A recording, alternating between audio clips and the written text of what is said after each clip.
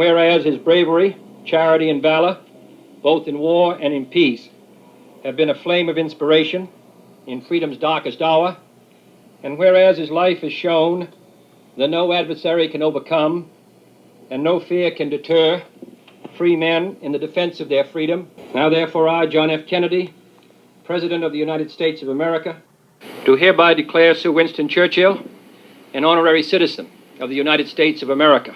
Winston Churchill, a talented orator and leader in the 20th century, used brilliant strategies and skilled speechwriting to aid the Allied powers in victory during World War II. Churchill boosted Great Britain's morale and revolutionized the use of media to convey messages to the public through his use of radio broadcasts.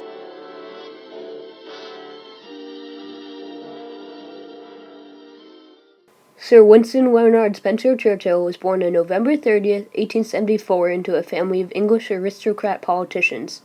He was born in Blenheim Palace, Oxfordshire, England.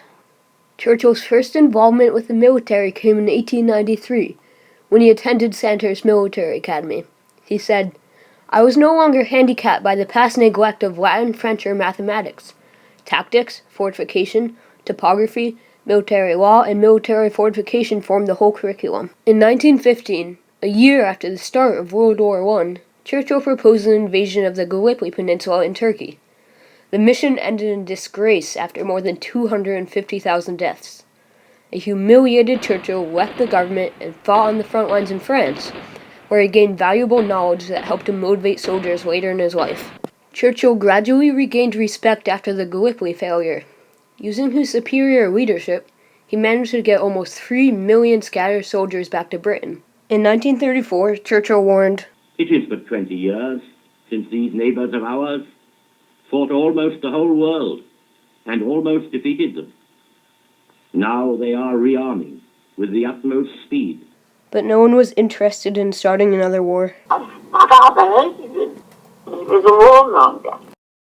In 1938, Prime Minister Neville Chamberlain appeased Adolf Hitler and gave him a small part of Czechoslovakia. Churchill claimed this was throwing a small state to the wolves. In September of 1939, the Nazis invaded Poland, starting World War II. After being appointed First Lord of the Admiralty, Winston Churchill succeeded Chamberlain and became Prime Minister of England.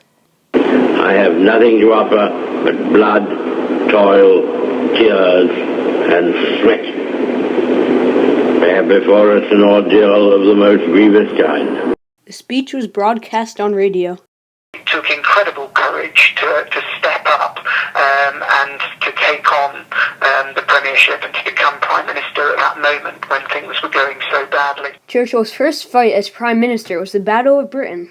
"Upon this battle depends the survival of Christian civilization. Upon it depends our own British life and the long continuity of our institutions and our empire."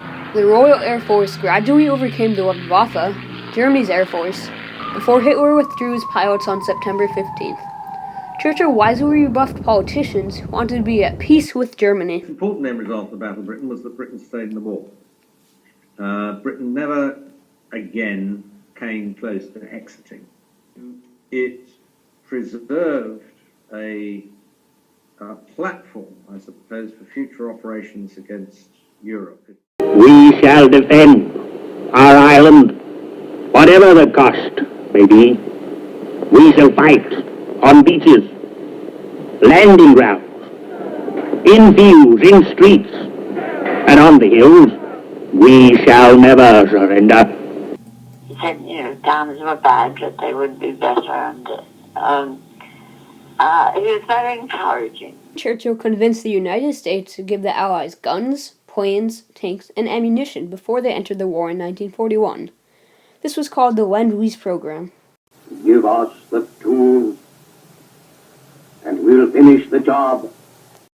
And it was Churchill's persuasion, his friendship with Franklin Delano Roosevelt, which he had cultivated over many years, and his ability to compel or to convince the United States to be concerned about the European war that made America more attentive to that theater. Churchill and President Franklin Roosevelt coordinated a secret meeting, called the Atlantic Charter Conference, off the coast of Newfoundland. They discussed the details of the Lend-Lease program. President Roosevelt, Prime Minister Churchill, and Marshal Stalin have met in Tehran for a momentous council of war.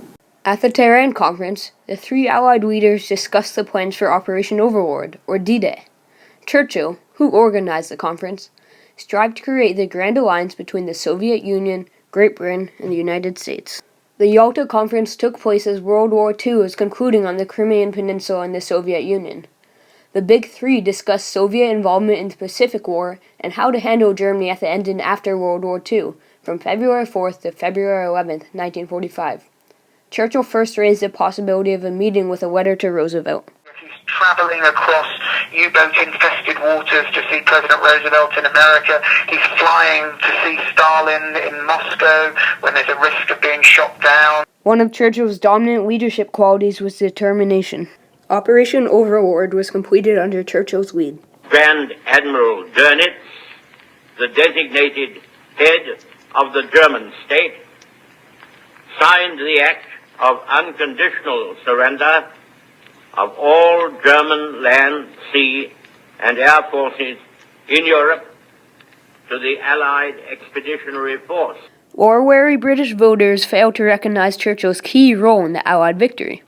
They elected a new prime minister 2 months after the end of World War II. Churchill spent much of his time after World War II warning the West of the growing danger of communism. From Stettin in the Baltic to Trieste in the Adriatic, an iron curtain has descended across the continent. Churchill had the ability to foresee things before others did, such as the Nazi threat and communism's rise. In 1951, Winston Churchill was re-elected to prime minister. Most of his work was focused on easing relations between Eastern and Western Europe. Churchill retired in 1955 after an unsuccessful tenure. Sir Winston Churchill died on January 24, 1965. He received a full state funeral, an honor rarely given to people outside the royal family.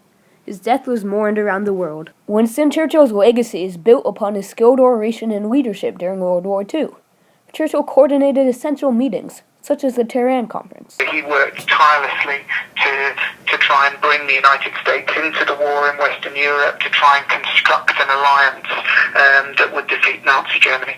Without Churchill, the Allies would have acted individually and lost World War II. Also, he persuaded other nations, such as the U.S., to participate in the Lend-Lease program. The history of the world would have been utterly different if he hadn't been at the wheel, and we owe him a great deal. Winston Churchill boosted the morale of Britain while the Allies were suffering heavy losses. So Churchill was instrumental in motivating the British people to engage in war at all. In the 1930s, most British citizens were still exhausted from the exertions of the First World War. Winston Churchill's legacy includes his large impact on the use of media and speeches. All sorts of politicians and media celebrities have sought to emulate him and to quote and to misquote him. Props us up. He used to come on the radio, and his speeches were very uplifting. Churchill won the Nobel Prize for Literature in 1953. Goran Logestrand, a member of the Royal Academy of Sciences, commented on Churchill before his banquet speech. He said, "Sir Winston Churchill is a recognized master of the English language. His words, accompanied by corresponding deeds, have inspired hope and confidence in millions." The most famous thing about him are the speeches he gave, which are indeed quite remarkable. I think they demonstrate an insight into the political reality, the geostrategic reality, and also what was really at stake. His eloquent oration is an example leaders use to connect with the public. Sir Winston Churchill's skilled oration and brilliant leadership throughout World War II left a lasting legacy on the world. His strategies influenced past and present rulers, such as Barack Obama's weekly address video. His words are still used in political speeches today. The words that Churchill spoke on the day that Europe was free. Churchill's revolutionary use of the media and talented oration will continue to influence leaders for generations to come. In the dark days and darker nights, when England stood alone, and most men, save Englishmen, despaired of England's life, he mobilized the English language and sent it into battle.